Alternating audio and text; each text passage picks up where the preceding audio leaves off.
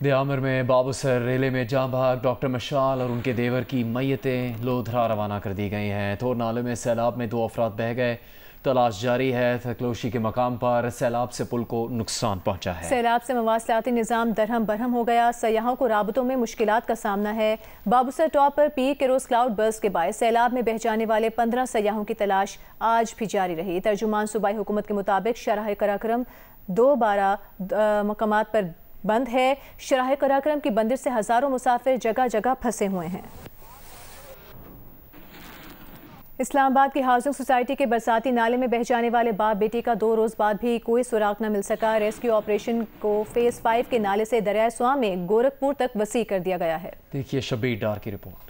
इस्लामाबाद की housing society के phase 5 के बरसाती नाले में बह जाने वाली गाड़ी और इसमें सवार बाप बेटी की तलाश के लिए रेस्क्यू ऑपरेशन दूसरे रोज भी बिला तात्तुल जारी रहा। रेस्क्यू 1122 सीडीए सोसाइटी इंतजामिया और दीगर अदारों ने रेस्क्यू ऑपरेशन में हिस्सा लिया। इलेक्ट्रॉनिक डिवाइसेस, स्नैफर डॉग्स और इंसानी जिस्म को डिटेक्ट करने वाले दीगर आलात के जरिए गाड़ी और बाप बेटी की तलाश की गई, ताहम कोई सुराग नहीं मिल सका। रेस्क्यू 1122 ने दरिया सवां में रेस्क्यू ऑपरेशन को वसी करके गोरखपुर तक फैला दिया। रेस्क्यू वाटर बोट्स गोताखोर सर्च ऑपरेशन में मसरूफ रहे। काकपुल, सवा पुल और गोरखपुर पर रेस्क्यू की खुसूसी टीमें तैनात की गयी। इस्लामाबाद इंतजामिया का अमला भी रेस्क्यू ऑपरेशन में पेश रहा। ताहम अंधेरे के सबब रेस्क्यू 1122 ने ऑपरेशन जुमेरात की सुबह तक रोक दिया। आज दिन मुकामी अफराद की जानिब से इंतजामिया को इत्तला मौसूल हुई कि दरिया सवां के बीचों बीच कोई चीज नजर आई है, ताहम रेस्क्यू ऑपरेशन के दौरान कोई चीज नहीं मिल सकी। कैमरामैन रिजवान अली शाह और साथी रिपोर्टर शबीर डार के साथ सैफुर रहमान, जियो न्यूज, रावलपिंडी। मुल्क में बारिशों के बायस मजीद 10 अफराद जाँ भाग और 13 जख्मी हुए हैं। NDMA के मुताबिक बारिशों के बायस 26 जून से अब तक मुल्क भर में जाँ भाग अफराद की तादाद 252 हो गई है, जबकि जख्मियों की तादाद 611 हो चुकी है। जाँ भाग होने वालों में 85 मर्द, 46 खवातीन और 121 बच्चे शामिल हैं। सबसे ज्यादा हलाकतें पंजाब में 139 हुई। खैबर पख्तूनख्वा में 60 अफराद जाँ भाग हुए। सिंध में 24 जबकि बलूचिस्तान में 16 अफराद जाँ भाग हुए। 24 घंटों में 151 मकानात गिरे। 120 मवेशी हलाक हो गए। ब्रेक के बाद आपको बताएंगे रेस्क्यू 1122 ने इस्लामाबाद की हाउसिंग सोसाइटी के बरसाती नाले में बह जाने वाले बाप बेटी की तलाश का काम अंधेरे के बायस रोक दिया है। ताहम निजी हाउसिंग सोसाइटी की इंतजामिया ने अपना रेस्क्यू ऑपरेशन बदस्तूर जारी रखा हुआ है। मजीद तफसील बताएंगे नुमाइंदा जियो न्यूज़ शबीर डार।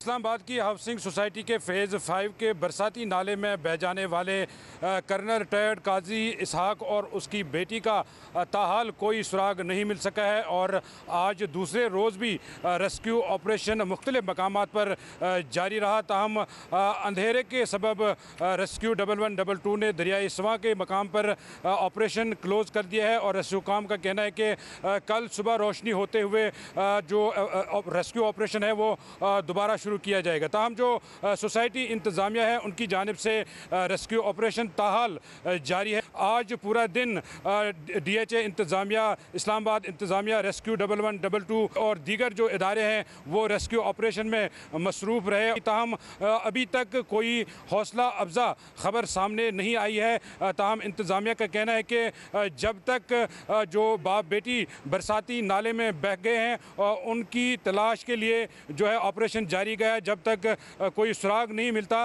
दीगर खबरें शामिल करेंगे। सेक्रेटरी जनरल PTI सलमान अकरम राजा का कहना है कि तहरीक इंसाफ के रहनुमाओं के खिलाफ फैसलों का सैलाब आ रहा है। मनसूबा साजों का इरादा है कि बानी PTI भी इस सैलाब की जद में आ जाए। प्रोग्राम कैपिटल टॉक में गुफ्तगू करते हुए मजीद कहा कि हुकूमत PTI के कुछ रहनुमाओं को मुतनाज़ बनाना चाहती है। अभी तो सिर्फ 2 अदालतों के फैसले आए हैं। क्या आपको अंदाज़ा है कि इस सैलाब की जद में इमरान खान साहब भी आने वाले हैं? जी, वो पहले भी आए हुए हैं, उन्हें पहले भी सज़ा दी गई है मुकदमात में। मज़ीद सज़ा बिल्कुल मनसूबा साज़ों का इरादा है। और आप ठीक कह रहे हैं, तमाम हमारे जो पार्टी के नुमायाँ चेहरे हैं या हज़ारों जो हमारे पार्टी के वोटर हैं, सपोर्टर हैं, उनके ख़िलाफ़ मुकदमे कायम शुदा हैं। और ये इरादा तो नज़र आ रहा है कि यही है, रावलपिंडी में है, इस्लामाबाद में है, फैसलाबाद में। आलिया हमजा साहबा ने जो स्टेटमेंट दी कि हम अब कोर कमांडर के घर में भी दाखिल हो गए हैं, उनको गिरफ्तार किया गया लेकिन फिर उनको रहा कर दिया गया। डॉक्टर यास्मीन राशिद साहबा वहीं पे खड़े होकर कारकुनों को रोक रही हैं कि अंदर मत जाओ। वो वीडियो भी मेरे पास मौजूद है। उनको 10 साल कैद की सज़ा हो गई, इनको रहा कर दिया गया। तो ये आपको ये डबल स्टैंडर्ड कानून का इसकी क्या वजह नज़र आती है? आलिया बीबी के ख़िलाफ़ भी मुकदमा चल रहा है मुराद सईद तो शायद शामिल नहीं हुए चूँकि तफ्तीश में वो रूपोश हैं। लेकिन देखिए ये क्या सोचते हैं, क्या करते हैं, इनकी क्या कोशिश होती है कि पार्टी के अंदर कोई निफाक पैदा करो, कोई इबाहम पैदा करो, इससे मुझे कोई सरोकार नहीं। अच्छा, इसलिए हमें बहुत ज़्यादा तवज्जो नहीं देनी चाहिए। जो मंसूबा साजों के मंसूबे हैं बिल्कुल सोची समझी साजिश है कि किसी को मुतनाज़ बना दो, किसी के हवाले से सवालिया निशान खड़ा कर दो, ये चाहते हैं। District and session court Islamabad ने लॉन्ग मार्च तोड़फोड़ केस में इमरान इस्माइल के वारंट गिरफ्तारी जारी कर दिए। केस की समाअत कल होगी। इस मुकदमे में बानी PTI जरताज गुल और दीगर मुल्जिमान बरी हो चुके हैं। इमरान इस्माइल के खिलाफ थाना बाराकाहू में तोड़फोड़ की दफात के तहत मुकदमा दर्ज है।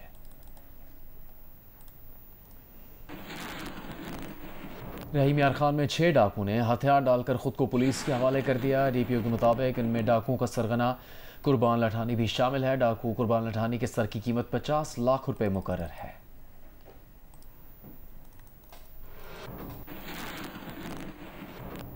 वज़ीर मुमलिकत बराए कानून इंसाफ बैरिस्टर अकील मलिक ने कहा है कि हालिया सेनेट इंतखाबात के लिए PTI रहनुमा मुराद सईद के कागजात नामजदगी मंजूर होना एक मुअम्मा है। हमारी पार्टी के उम्मीदवारों को उनके कागजात नामजदगी पर एतराज़ करना चाहिए था। Barrister Akeel Malik programme capital talk में गुफ्तगू कर रहे थे। मुराद सईद साहब जो हैं वो अगर फरवरी 2024 में कौमी असम्बली का इलेक्शन लड़ने के लिए कागजात जमा कराने की कोशिश करते हैं, एक्सेप्ट नहीं होते। सेनेट का इलेक्शन लड़ने के लिए वो कागजात जमा कराते हैं, कागजात भी जमा हो जाते हैं और वो सेनेटर भी बन जाते हैं। ये क्या चक्कर है? देखिए ये एक मुअम्मा है, मैं तो इसको अच्छा, आपके लिए भी मुअम्मा है? मेरे लिए बिल्कुल ये मुअम्मा है। आप जब कागज़ जमा कराते हैं तो आपको अगर ऐसे कोई आपने लोन लिया है, किसी को आप डिफ़ॉल्टर हैं या दीगर कोई केसेस हैं आपके ऊपर, तो वो आपको सारे दर्ज करने पड़ते हैं नॉमिनेशन फॉर्म्स में। हमने तो कम से कम तो फिर आपकी पार्टी के जो उम्मीदवार थे उन्होंने उनके कागजात नामजदगी पे एतराज़ क्यों नहीं किया? करना चाहिए था। तो इसका मतलब है कि को दाल में कुछ काला तो है नहीं। मेरे ख्याल से वो फार्मूला जो था वो बिल्कुल एक एडजस्टमेंट फार्मूला था और उसमें एडजस्टमेंट हुई। तो फिर मेरे ख्याल से इस तमाम तर मामले के ऊपर को मामला रफा दफाई हो गया। तो जो मुराद सईद साहब जो मुकदमात हैं वो कायम रहेंगे या वो भी रफा दफा? वो तो कायम रहेंगे। और ज़ाहिरी बात है कि इस तरह तो नहीं, वो लीगल रिकोर्स उनके पास मौजूद है। मैं पहले भी कह चुका हूँ कि अगर उनको हलफ लेना है तो उनको अपनी अबूरी ज़मानतें करा के आना पड़ेंगी।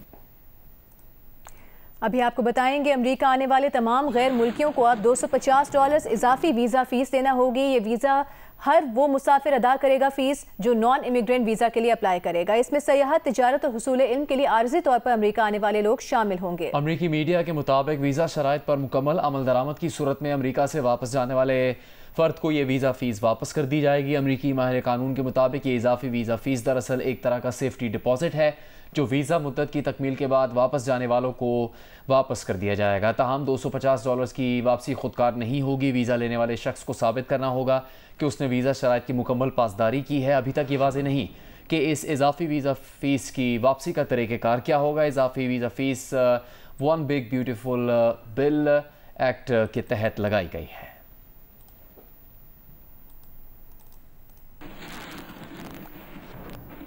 राहुल गांधी ने पाक भारत जंग बंदी करवाने के ट्रंप के 25वें बार दावे पर फिर भारतीय हुकूमत को निशाना बनाया है। कांग्रेस रहनुमा राहुल गांधी ने एक बयान में कहा कि दाल में कुछ तो काला है। सवाल उठाया कि नरेंद्र मोदी खामोश क्यों हैं, बताते क्यों नहीं कि आखिर ट्रंप ने किससे बात करके जंग बंदी करवाई है।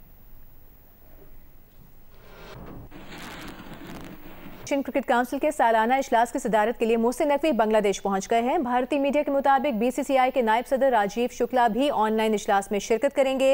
अफगानिस्तान क्रिकेट के नुमाइंदों की भी ढाका आमद मुतवक्के है। ACC का इजलास कल ढाका में होगा। एशियन क्रिकेट काउंसिल के सालाना इजलास की सदारत के लिए मोहसिन नकवी बांग्लादेश पहुंच गए हैं। भारतीय मीडिया के मुताबिक BCCI के नायब सदर राजीव शुक्ला भी ऑनलाइन इजलास में शिरकत करेंगे, जबकि अफगानिस्तान क्रिकेट के नुमाइंदों की भी ढाका आमद मुतवक्के है।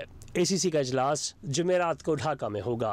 दूसरी जानिब बांग्लादेश क्रिकेट बोर्ड का एशियन क्रिकेट काउंसिल के मेंबरान पाकिस्तान और बांग्लादेश क्रिकेट टीमों के एजाज़ में इशाइया दिया गया। इशाइये में शिरकत के लिए ACC मेंबरान और एशियन क्रिकेट काउंसिल के सदर मोहसिन नकवी भी शरीक हुए। अमेरिका की ओलंपिक और पैरालंपिक कमेटी ने अमेरिकी सदर डोनाल्ड ट्रंप के एग्जीक्यूटिव ऑर्डर के मुताबिक ट्रांसजेंडर्स को खवातीन के खेलों में मुकाबला करने से रोक दिया है। सदर ट्रंप का कहना था कि वो ट्रांसजेंडर एथलीट्स को 2028 के लॉस एंजल्स ओलंपिक्स में हिस्सा लेने की इजाज़त नहीं देंगे। यूएस ओलंपिक कमेटी का कहना है कि वो मुख्तलिफ स्टेक होल्डर्स के साथ निगरानी की जिम्मेदारियों के साथ ताउन जारी रखेगा और इस बात को यकीनी बनाने के लिए खवातीन को एग्जीक्यूटिव ऑर्डर 14201 और Ted Stevenson Olympics and amateur sports act के मुताबिक एक मुनसिफाना और महफूज मुसाबकत का माहौल मैसर हो। अमरीकी सदर डोनाल्ड ट्रंप ने फरवरी में मर्दों को खवातीन की खेलों से बाहर रखने के ऑर्डर पर दस्तखत किए थे ताकि ट्रांसजेंडर को खवातीन की खेलों से खारिज किया जा सके। इस हुक्म में महकमा इंसाफ को हिदायत की गई है कि तमाम सरकारी इदारे इस बात को यकीनी बनाएं कि ट्रांसजेंडर लड़कियों और खवातीन पर खवातीन के खेलों में हिस्सा लेने पर पाबंदी को नाफिज करें। ट्रंप ने यह भी कहा कि वो ट्रांसजेंडर एथलीट्स को 2028 में लॉस एंजल्स ओलंपिक्स में हिस्सा लेने की इजाज़त नहीं देंगे। वज़ीर आज़म शहबाज शरीफ से बरतानवी हाई कमिश्नर जेन मेरिट ने मुलाकात की है। इस मुलाकात में वज़ीर आज़म ने कौमी एयरलाइन की परवाज़ों की बहाली के बरतानवी हुकूमत के फैसले का खैर मकदम किया। वज़ीर आज़म शहबाज शरीफ ने शाह चार्ल्स और वज़ीर आज़म के इस्तामल के लिए नेक ख्वाहिशात का इजहार करते हुए कहा कि वो इस साल के आखिर में बरतानिया की क़यादत के साथ अपनी मुलाकात के मुंतज़र हैं।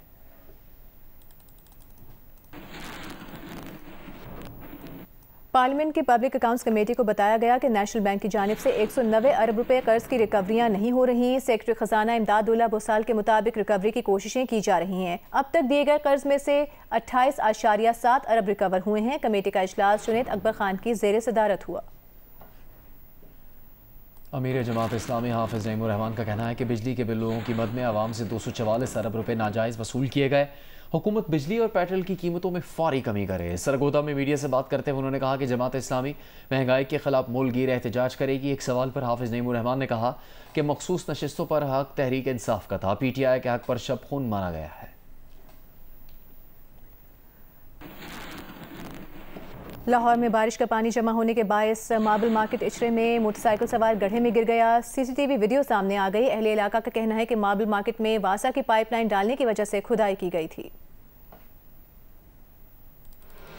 कराची के इलाके बल्दिया टाउन में एक वक्त में पैदा होने वाले 5 में से 2 बच्चे दौरान इलाज दम तोड़ गए। बल्दिया टाउन के निजी अस्पताल में खातून के यहाँ 5 बच्चों की पैदाइश कल हुई थी। डॉक्टर्स के मुताबिक बच्चे वक्त से पहले पैदा हुए। तमाम बच्चों का वज़न इंतहाई कम है। जिंदा रहने वाले तीनों बच्चों को भी सांस लेने में दुश्वारी का सामना है।